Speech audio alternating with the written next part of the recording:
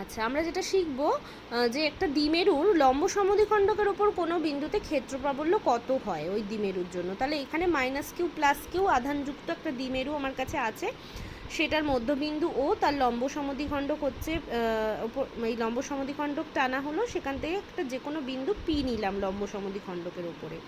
তাহলে দেখো +q আধানের জন্য যদি ক্ষেত্র প্রাবল্যের কথা চিন্তা করি P বিন্দুতে, তাহলে সেটা কিন্তু হবে BP বরাবর, +q আধান থেকে দূরের দিকে। আর -q আধানের জন্য হবে কিন্তু হচ্ছে PA বরাবর। তাই জন্য আমি E1টাকে এঁকেছি এই দিকে আর E2টাকে এঁকেছি এই দিকে। -q আধানের দিকে প্রাবল্য হয়। তো দেখো এবার কি করেছি, এই দুটো কোণ থিটা, লম্ব সমদ্বিখণ্ডক টেনেছি, এই দুটো কোণ ধরে নিলাম থিটা। তাহলে এই কোণটা থিটা যদি হয়, তাহলে এই কোণটাও কিন্তু একান্তর কোণ থিটা, কারণ এখানে ঠিক আছে।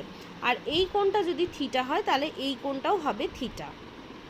তো এবার কি হচ্ছে দেখো, এই যে E1 আমি করলাম, এবার E1কে দুটো উপাংশে ভাগ করতে পারবো। এই থিটা বরাবর উপাংশ হচ্ছে E1 cos থিটা, আর এই বরাবর উপাংশ E1 sin থিটা। সেমভাবে E2কেও আমি দুটো উপাংশে ভাগ করতে পারবো। এই বরাবর হচ্ছে E2 cos থিটা, এই বরাবর হচ্ছে E2 sin থিটা। এবার দেখো যেহেতু E1 sin থিটা আর E2 sin থিটা একে অপরের বিপরীত, এবার যদি আমরা প্রমাণ করতে পারি E1 আর E2 ভ্যালু সেম, তাহলে আমরা এটাও বুঝে যাব যে এরা দুজনের মানও সেম, আবার একে অপরের বিপরীত, এই E1 sin থিটা আর E2 sin থিটা। তাহলে E1 যদি বলি, E1 হচ্ছে +q আধানের জন্য P বিন্দুর ক্ষেত্র প্রাবল্য, সেটা কত হবে, +q বাই হচ্ছে BP, এই ডিস্টেন্সটা হচ্ছে BPর হোল স্কোয়ার। সামনে একটা কি থাকবে, ওই q/4πk∈0 এই পদটা গুণ থাকবে। q/bpর হোল স্কোয়ার, সেটার অভিমুখ হচ্ছে এই বরাবর, সেটা হচ্ছে BP বরাবর। আর -q আধানের জন্য যদি তড়িৎ প্রাবল্য P বিন্দুতে E2 ধরি, তাহলে E2 সমান হবে q/4πk∈0 1/AP হোল স্কোয়ার। বোঝা যাচ্ছে? তাহলে q/4πk∈0 পোর্শনটা তো কমন, একটা হচ্ছে 1/BP whole square, 1/AP whole square.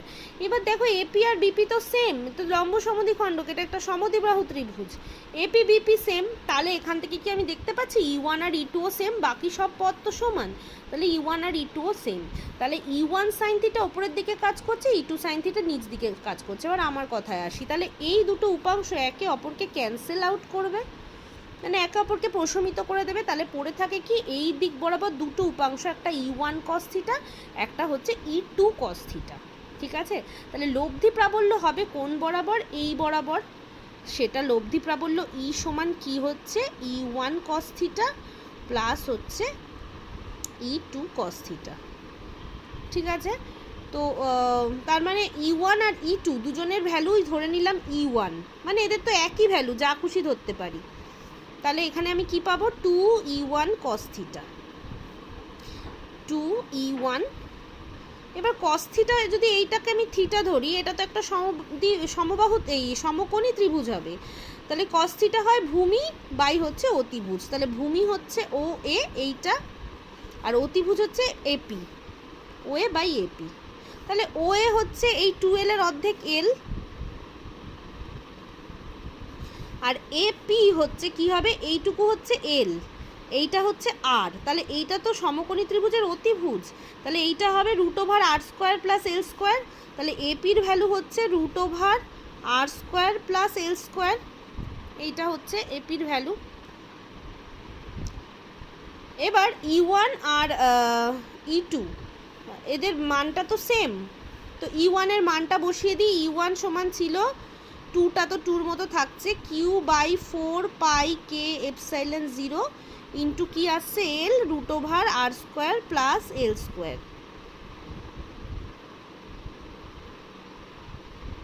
আচ্ছা, এখানে অলরেডি একটা BP² কিন্তু ছিল, ঠিক আছে। তাহলে BP আর APর ভ্যালু তো সেম,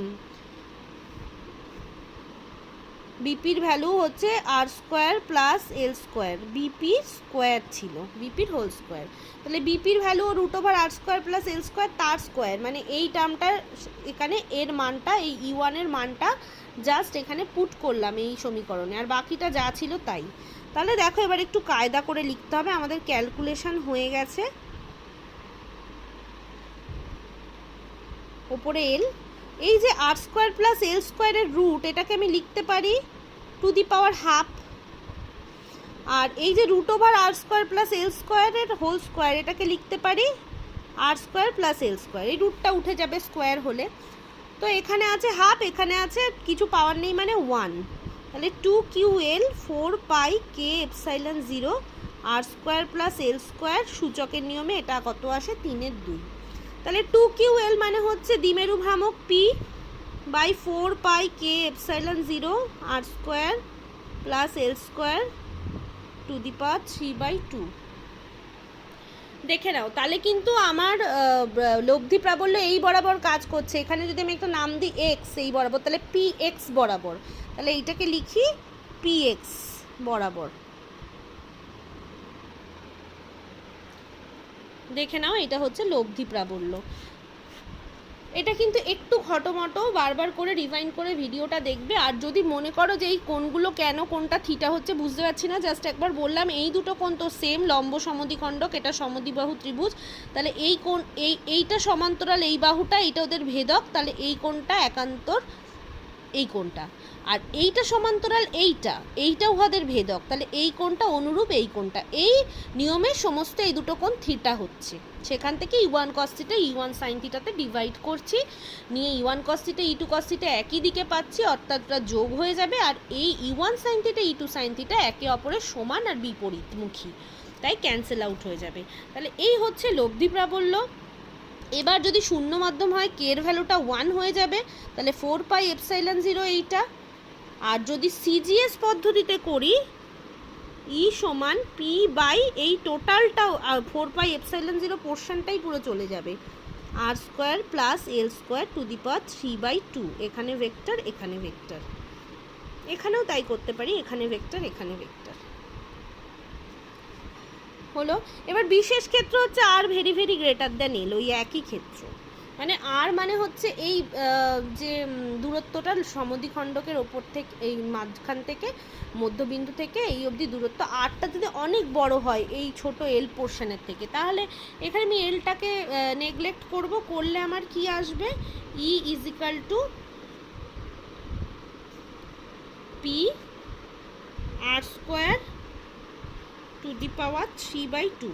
এই যে এখানে এলটাকে নেগলেক্ট করবো, r very very greater than l, শুধু আর স্কোয়ার।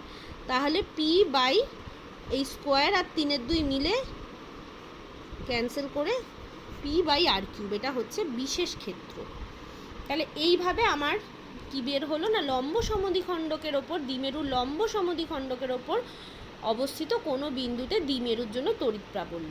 আর অভিমুখটা কোন দিকে হলো, তাহলে এই বরাবর, এখানে বিন্দুটা এক্স নাম দিলে PX বরাবর।